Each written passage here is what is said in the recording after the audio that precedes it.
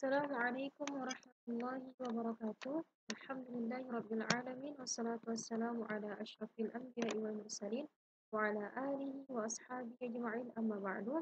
Nusalli wa nusallim ala habibina Muhammad sallallahu alaihi wasallam alladhi qad hamalana minadh dhulumati ilan nur hatta nastati'a an nufarriqa bainal haqq wal batil. Bismillahirrahmanirrahim. Baik, saya akan menjelaskan mengenai sumber data dalam penelitian kualitatif. Pengertian data. Data merupakan segala atau semua keterangan yang nantinya dapat dijadikan sebagai responden yang diambil baik yang diambil dari dokumen atau yang dibuat dalam bentuk statistik maupun bentuk yang lainnya yang nantinya akan digunakan demi keperluan ataupun kebutuhan dari suatu penelitian. Data dibagi menjadi 3 jenis. Pertama, hasil pengamatan, yaitu suatu rincian mengenai situasi maupun kejadian, interaksi, serta tingkah laku yang diamati di lapangan. Yang kedua, hasil pembicaraan, yaitu kutipan data yang diambil langsung dari pernyataan orang-orang mengenai pengalaman, sikap, dan keyakinan yang dilakukan dengan wawancara secara mendalam. Yang ketiga, ada bahan tertulis, yaitu suatu petikan dari seluruh dokumen, surat menyurat, dan kasus dalam sejarah. Lalu ada definisi sumber data. Sumber data dalam suatu penelitian adalah subjek asal dari data yang diperoleh. Jika pengumpulan data menggunakan kuesioner ataupun dengan beberapa rangkaian pertanyaan maupun wawancara, maka sumber daya yang digunakan berasal dari responden. Sedangkan apabila menggunakan observasi, maka sumber data yang digunakan adalah benda, gerak, maupun suatu proses. Dan apabila sumber data berasal dari dokumen, maka datanya berupa dokumen serta catatan. Sumber data juga terbagi menjadi 2 bagian, yaitu primer dan ada kalanya juga sekunder. 1.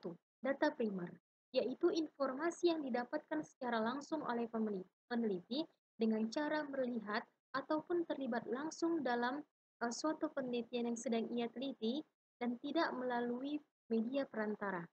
Dan data primer ini bersifat opini atau pendapat seseorang maupun kelompok tertentu tentang suatu kejadian, suatu kegiatan, maupun hasil dari pengujian, serta sumber datanya berasal dari informan ataupun responden. Yang kedua, ada data sekunder, adalah suatu data yang ada berdasarkan informasi yang ada berupa catatan, dokumentasi, publikasi pemerintahan, situs web, dan lain-lain.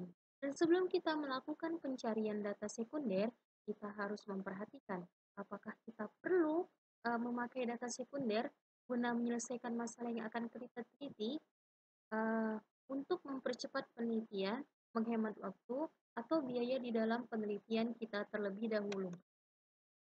Lalu selanjutnya ada triangulasi dalam penelitian kualitas. Pengertian triangulasi adalah gabungan dari berbagai komponen metode yang digunakan untuk mengkaji segala fenomena yang terkait dengan sudut pandang maupun pemikiran yang berbeda. Ada 4 hal yang meliputi triangulasi menurut Deakin, yaitu 1. Triangulasi metode. Ini dilakukan dengan membandingkan informasi ataupun data dengan cara yang berbeda. Misal, peneliti menggunakan metode wawancara bebas dan juga metode wawancara terstruktur. Yang kedua, ada triangulasi sumber data. Ini dilakukan guna menggali kebenaran suatu informasi melalui metode atau serangkaian sumber pengolahan data. Contohnya, selain metode wawancara dan observasi, maka peneliti juga bisa menggunakan dokumen tertulis, arsip, dan lain-lain. Yang ketiga ada triangulasi teori hasil akhir dari penelitian. Dibuktikan dengan teori yang relevan guna meningkatkan kedalaman pemahaman. Yang keempat ada triangulasi antar peneliti dilakukan dengan cara menggunakan lebih dari satu orang dalam proses pengumpulan datanya yang bersifat kelompok guna memperbanyak pengetahuan mengenai informasi dalam penelitian tersebut. Baik, itu saja yang dapat saya sampaikan.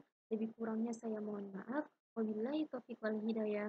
Assalamualaikum warahmatullahi wabarakatuh.